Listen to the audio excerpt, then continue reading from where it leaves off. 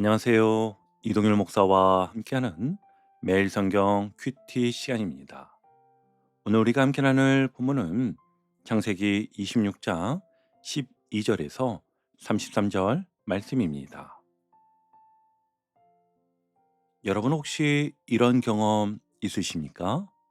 이건 절대 놓치면 안 된다. 이건 꼭 지켜야 한다. 그래서 마음에 힘을 주고 끝까지 붙들고 있었던 거 말입니다. 직장에서는 자리일 수 있고, 가정에서는 내 감정일 수 있고, 교회에서는 내 역할이나 내가 쏟아부은 수고일 수 있습니다. 그래서 우리는 자꾸 이렇게 생각합니다. 지켜야 산다. 빼앗기면 끝이다. 내가 붙들지 않으면 무너진다. 그런데 오늘 본문은요, 우리가 너무 당연하다고 여겼던 이 공식을 뒤집습니다. 정말 붙들어야만 채워질까요? 정말 끝까지 움켜 쥐어야만 살아남을까요? 오늘 본문 속 이삭의 삶은 오히려 반대로 말합니다. 비올 때 채워지고, 내려놓을 때 넓어지고, 양보할 때 하나님이 길을 여신다. 그런데 이 말씀을 제대로 이해하려면 오늘 장면만 보면 안 됩니다. 조금 앞의 흐름을 함께 봐야 합니다. 창세기 26장은 어딘가 익숙한 이야기로 시작이 됩니다. 흉년이 들었습니다. 이 흉년은 사람이 살기 위해 움직여야 하는 절박한 위기였습니다. 그런데 이 장면이 왜 익숙할까요? 아버지 아브라함 때도 그랬기 때문입니다. 아브라함은요, 흉년을 만나 애굽으로 내려갔고 두려움 때문에 아내를 누이라고 속였습니다. 그런데 놀랍게도 아들 이삭도 거의 똑같은 길을 걸어가지요. 이게 참 중요합니다.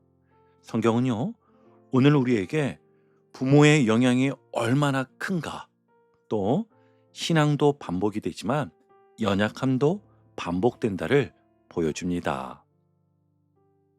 그러니까 오늘 본문은 단순히 이삭이 우물을 팠다는 이야기가 아니었던 것이지요. 두려움으로 반응하던 사람이 어떻게 믿음으로 다시 배워가는가, 그 과정을 보여주는 말씀입니다. 자, 그럼 이제 본문으로 함께 들어가겠습니다. 본문 12절과 13절을 보시면 이삭이 그 땅에서 농사하여 그의 100배나 얻었고 여호와께서 복을 주심으로 그 사람이 창대하고 왕성하여 마침내 거부가 되어.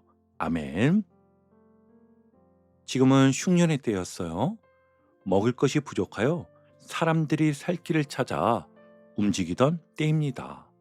그런데 바로 그 해에, 바로 그 땅에서 이삭은 농사하여 100배를 얻습니다.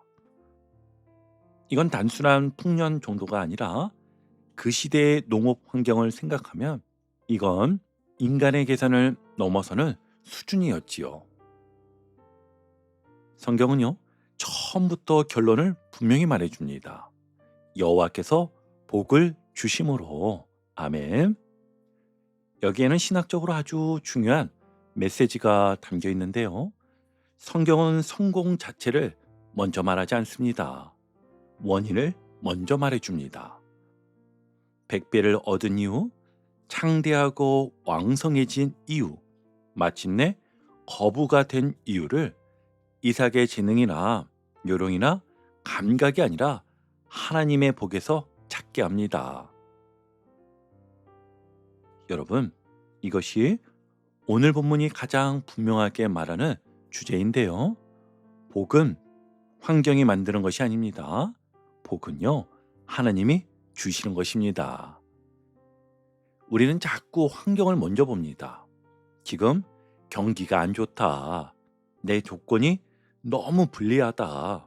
여긴 내가 익숙한 자리가 아니다. 맞습니다. 현실은 그렇습니다. 오늘 본문에서도 그랄은 이삭의 고향 같은 곳이 아니었어요. 그는 그 땅에 토박이가 아니었고 현지 사정을 제일 잘 아는 사람도 아니었으며 무엇보다 지금은 흉년의 때로 사람이 보기엔 성공할 조건보다 실패할 조건이 훨씬 더 많았지요. 그런데도 결과는 달랐습니다. 왜입니까? 하나님이 복의 근원이시기 때문이었지요. 이게 얼마나 중요한지 모릅니다. 왜냐하면 하나님은 지금 이삭에게 단순히 수확량을 늘려주시는 것이 아니라 복에 대한 기준 자체를 다시 바꿔주고 계시기 때문입니다. 이삭아, 네가 흉년을 두려워했지? 그래서 애굽으로 가고 싶었지? 그런데 보아라. 살게 하는 것은 애굽이 아니다. 살게 하는 것은 환경이 아니다. 내가 복을 주면 기근 중에서도 산다. 바로 이걸 배우게 하시는 것이지요. 여러분, 이건 오늘 우리에게도 너무 중요합니다. 우리는 어려움이 오면 본능적으로 애굽을 찾잖아요. 여기서 애굽은 꼭 지명을 말하는 게 아닙니다. 내가 불안을 이기기 위해 붙드는 눈에 보이는 안전장치, 하나님보다 먼저 의지하는 세상 방식, 기도보다 먼저 찾는 인간적인 계산, 예배보다 먼저 붙드는 생존 전략, 그게 다 오늘 우리의 애굽일 수 있습니다. 그런데 오늘 하나님은 말씀하십니다. 네가 사는 것은 그것 때문이 아니다. 내가 복을 주기 때문이다. 여러분, 이것이 믿음입니다. 믿음은 막연한 낙관이 아닙니다. 믿음은 현실을 무시하는 것도 아니에요. 믿음은요, 복의 원천이 어디 있는지 아는 것입니다. 그래서 오늘 본문에서 100배의 축복은 단순히 많이 벌었다는 이야기가 아니라 누가 진짜 공급자이신가를 드러내는 계시인 것입니다. 그런데 여기서 오해하면 안 되는 부분이 있는데요. 이 100배의 축복은 그러니까 그랄에 계속 눌러 앉아도 된다, 이 뜻이 아니었다는 겁니다. 오히려 반대였지요.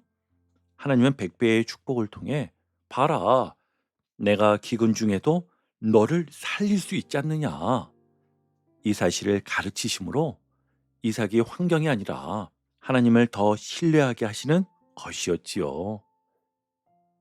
그러니까 이 축복의 목적은 단순히 풍요 자체가 아니라 하나님을 더 분명하게 알게 하기 위함이었습니다. 이 대목이 참 중요한데요. 많은 사람들이 축복을 받으면 축복 그 자체에 마음을 빼앗깁니다. 와, 잘 됐다. 이제 됐다. 이제 여기 자리 잡으면 되겠다. 이렇게 끝나버립니다. 그런데 믿음의 사람은요, 축복 속에 담긴 하나님의 뜻을 봐야 합니다. 왜 하나님이 지금 이 복을 주셨을까? 이 복을 통해 무엇을 배우게 하실까? 하나님이 지금 내게 확인시켜 주시는 것은 무엇일까? 오늘 본문에서는 분명합니다. 하나님은 기근보다 내가 크다라는 것을, 그걸 보여주시는 것입니다. 계속해서 이어지는 본문을 보면은요, 바로 그 순간 또 다른 문제가 발생하였습니다. 14절을 함께 볼게요. 양과 소가 떼를 이루고 종이 심이 많음으로 블레셋 사람이 그를 시기하여. 아멘. 축복을 받았더니 환영이 아니라 시기가 따라오더라는 것입니다. 하나님이 채워주셨는데 사람들이 기뻐한 것이 아니라 불편해하였지요. 이를 오늘 우리는 꼭 기억해야 합니다. 하나님의 축복이 임하면요, 모든 사람이 박수 칠 것 같지만 현실은 그렇지 않습니다. 오히려 어떤 사람들은 대놓고 하나님이 주신 은혜를 기뻐하기보다 그 은혜 받은 사람을 불편해합니다. 왜 이런 거 있잖아요. 직장에서 성과가 나면 칭찬만 받는 게 아니라 은근한 견제가 들어옵니다. 교회에서도 그렇지요.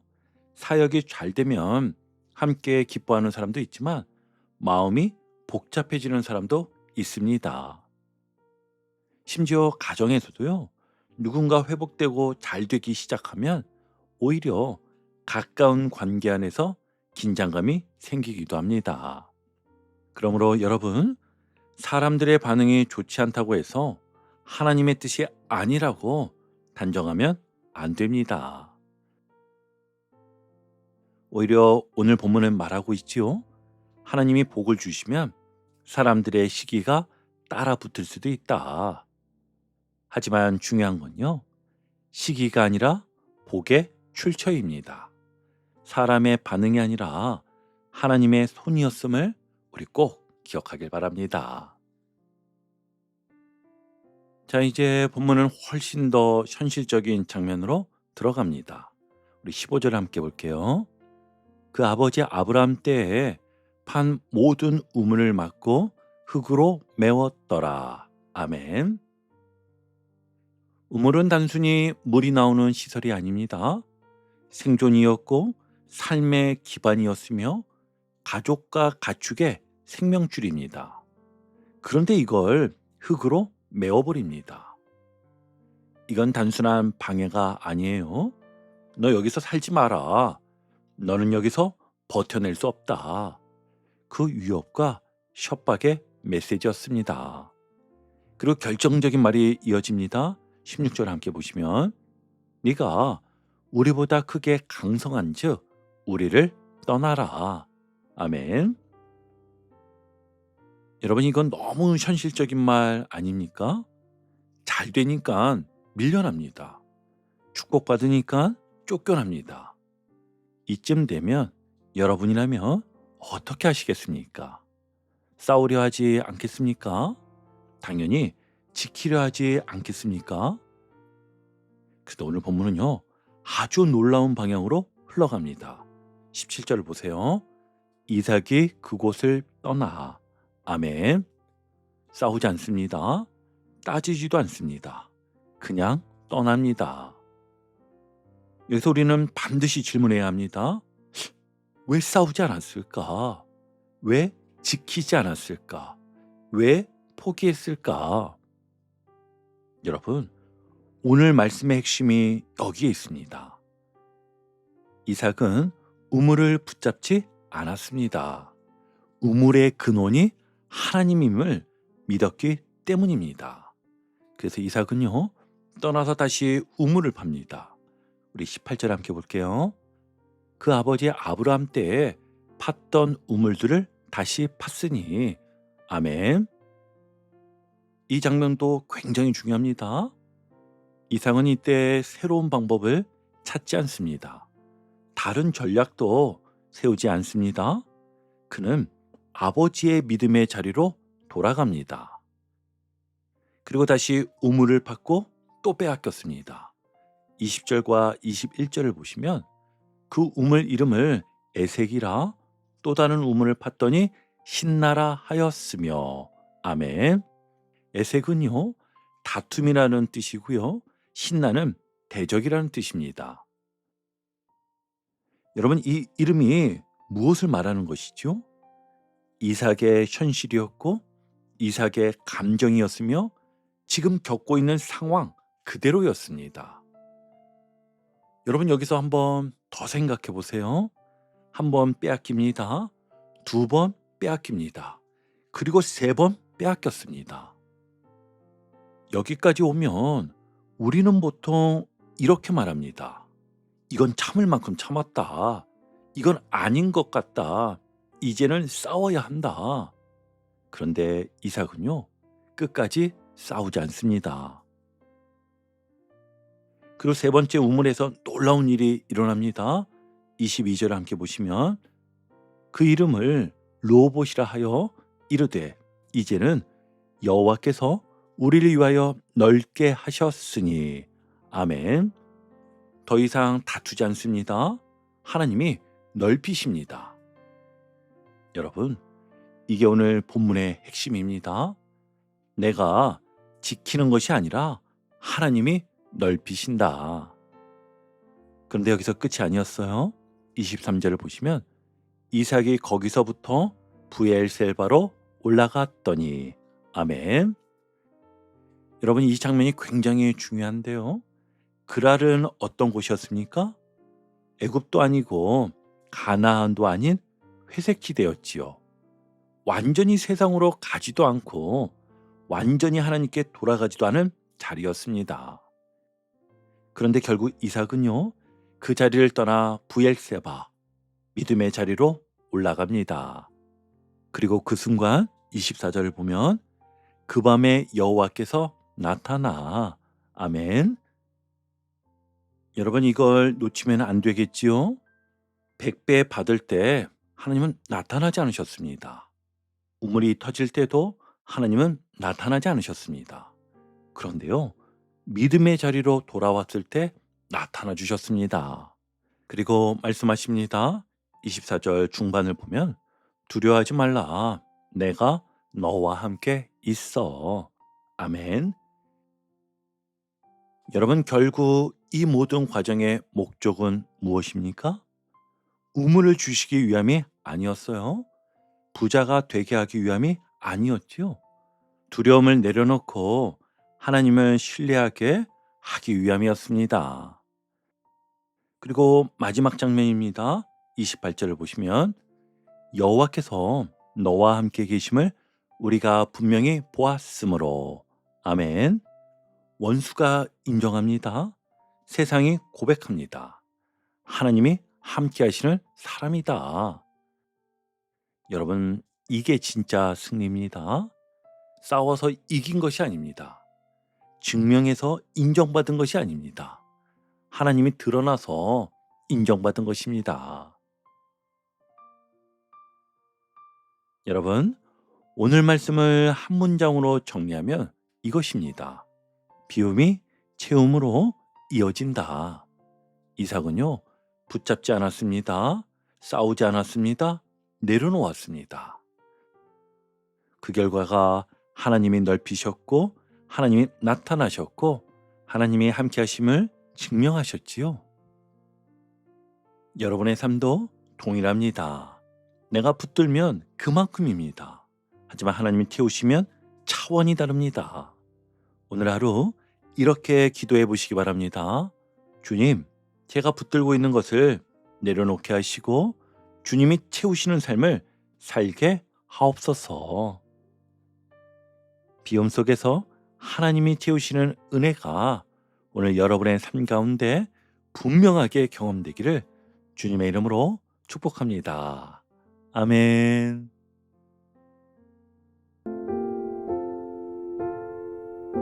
오늘도 복음의 기쁨과 확신으로 승리하는 하루 되시길 축복합니다. 함께 해주셔서 감사합니다. 내일 큐티 시간에 다시 뵙겠습니다.